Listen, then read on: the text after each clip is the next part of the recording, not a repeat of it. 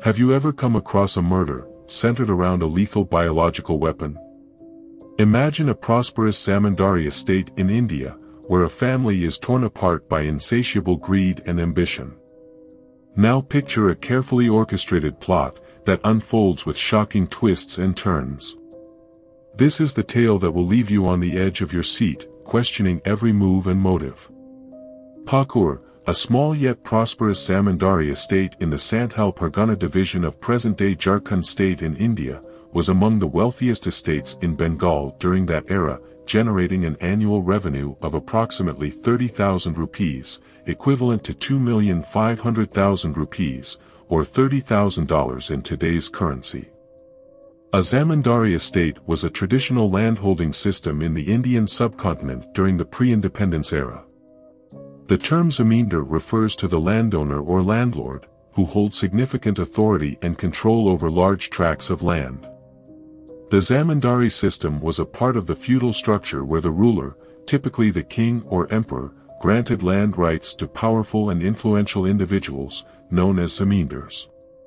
In return for the land grants, zamindars were responsible for collecting revenue and taxes from the peasants and farmers who cultivated the land. They acted as intermediaries between the government and the local population, playing a crucial role in the administration and maintenance of law and order within their territories. The system faced criticism due to its exploitative nature, as many zamindars would extract excessive revenue from the farmers, leading to debt and poverty in rural areas. The system persisted until India gained independence in 1947, after which significant land reforms were implemented to redistribute land ownership and reduce the influence of zamindars in the country's agrarian economy.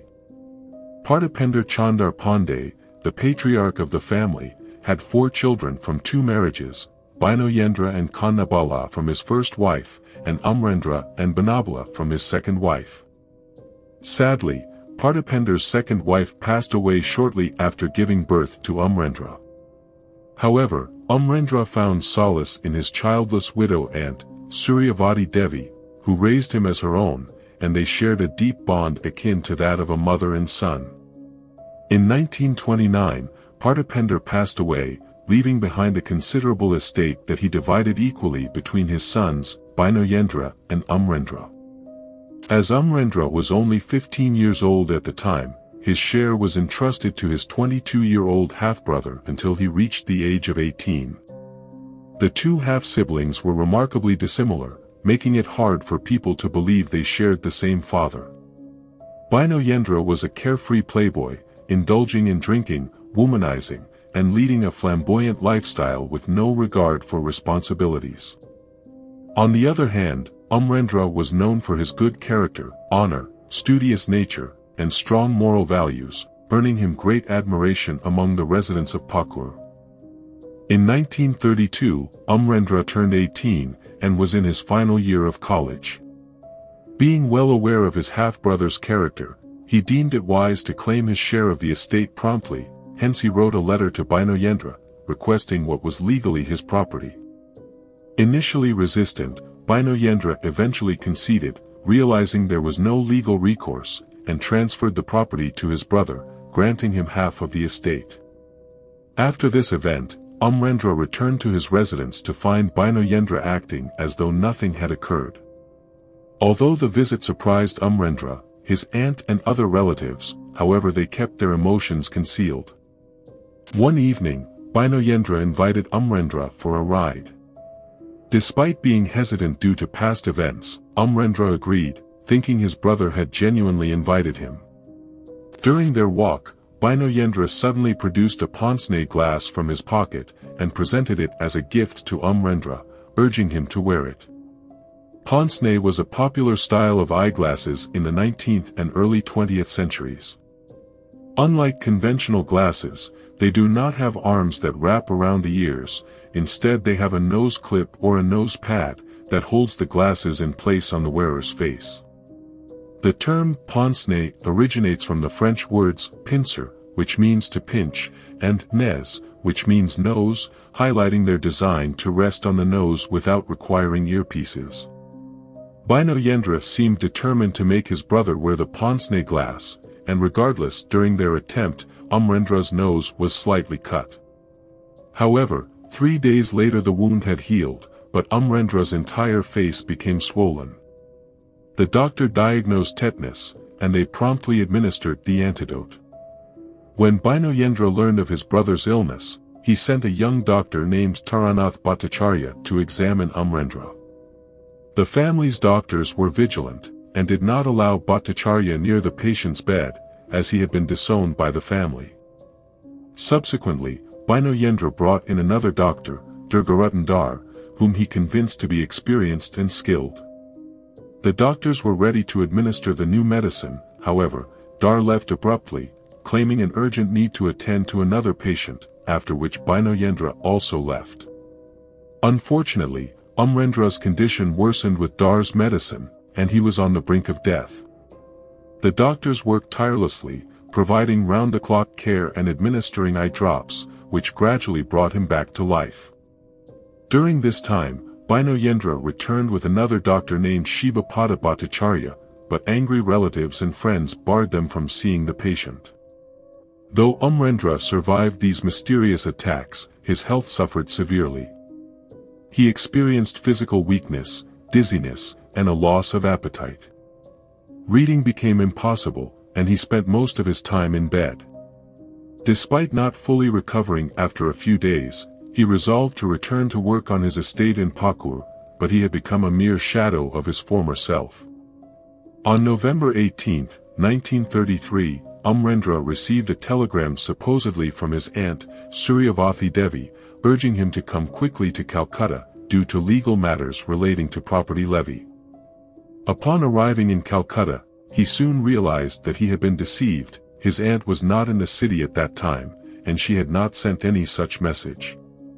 When informed of the situation, she grew concerned, and together they deduced that the sender of the fake telegram was none other than Bioweapon. Fearing further harm, Suryavati pleaded with Amarendra to keep his distance from Bioweapon. They sensed that a more significant threat was looming, but its form remained a mystery. During this period, Bioweapon made several attempts to steal money from their joint account, but Amarendra chose not to confront him directly, so as to maintain family unity. On November 25, 1933, Amarendra decided to leave Calcutta, and returned to Pakur the following morning. On the evening of his departure, Bioweapon visited Amarendra's place, acting like a loving and caring elder brother, feigning empathy and concern for his health. Amarendra saw through his deception, but innocently disclosed the time of his train departure when asked by Bioweapon, who left feeling satisfied with the information he needed. However, on the morning of the 26th, a group of Amarendra's family and friends arrived at Howrah railway station, only to be horrified to find Bioweapon waiting for them there. "What is this guy doing here?" whispered someone to Amarendra as they stood in a crowded public place. Amarendra hushed the person, reminding them that they were in a public space, and there was no immediate danger.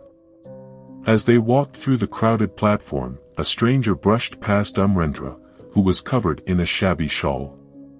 In an instant, he felt a sharp pain in his wrist, as if he had been pricked by a needle.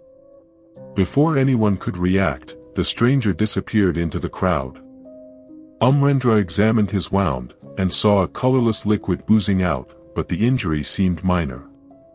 His companions were frightened, and insisted he see a doctor immediately. However, Bioweapon, who had been following them, downplayed the situation, and discouraged seeking medical attention right away. He claimed they would see a doctor in their hometown Pakur, and dismissed the matter as trivial, asserting that as sons of the zamindar, they should not panic like ordinary people. Despite knowing the seriousness of the situation, Amarendra had important work, and decided to proceed with the journey. During the train ride, his sister, Banabala, recalled seeing the same raggedly dressed stranger, wandering around the ticket counter at the theater they had visited the week before. By the time they reached Pakur, Amarendra's health had significantly deteriorated. His arm was swollen, and he had a high fever, fluctuating blood pressure, and a fast heart rate. He was rushed back to Calcutta for the best possible treatment. However, despite efforts, Amarendra fell into a coma on December 3 and tragically passed away the next day. Bioweapon swiftly organized the necessary paperwork, and the body was cremated without a post-mortem examination. Later, the results of the blood test revealed that Amarendra had died of bubonic plague, a disease that spreads to humans from rodents and insects. Amarendra's family and friends were suspicious of the circumstances surrounding his death, and strongly believed foul play was involved. They approached the Calcutta police, but lacking substantial evidence, they couldn't formally file a complaint. Many doctors in Calcutta also expressed doubts about the naturalness of Amarendra's death, especially after learning about the needle incident at the railway station. They sought confirmation from the director of tropical medicine, who concluded that the young man had indeed been murdered, through plague bacilli injection. However, the doctors were perplexed as to how the killer obtained the plague virus, since it was only maintained in India by the Haffkine Institute for Training, Research, and Testing in Bombay. The question of who was responsible for Amarendra's death remained unanswered, and suspicions lingered among those who cared deeply for him. After receiving the tropical medicine report, Amarendra's family filed an official complaint with the police against Bioweapon, Dr. Dar, Dr. Bhattacharya, and the unknown person responsible for stabbing Amarendra at the railway station. Upon learning about the complaint, Bioweapon attempted to flee the country, but was apprehended at the railway station. All except the unidentified man in the shawl were immediately arrested. Bioweapon eventually confessed that he had hired the man to identify Amarendra, but refused to disclose his name or any other details. The investigation was led by Lo Brock, a skilled officer of the Calcutta Police, and Sarath Chandra Mitra of the Bengal Intelligence Service. Under questioning, Bioweapon revealed the truth, and he admitted to planning Amarendra's murder, ever since he demanded his share of the estate. After the failed attempt to kill him using tetanus serum through a pince-nez glass, Bioweapon realized he needed a more reliable assassin. He then sought the help of Taranath Bhattacharya.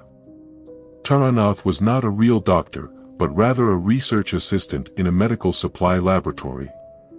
He came up with the idea of using the bubonic plague as a deadly weapon, and as a scientist researching bacterial diseases, he requested a sample of plague bacilli from the Haffkine Institute. However, the institute refused to send it without permission from the Surgeon General of Calcutta.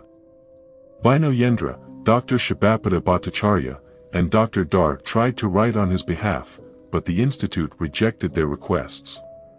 Unwilling to accept defeat, Bioweapon traveled to Bombay, where he spent weeks cultivating relationships with two doctors from the Haffkine Institute through indulgence in alcohol and women.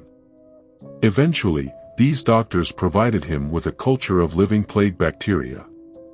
During the court proceedings, the prosecution presented strong circumstantial evidence, witness statements, and medical reports.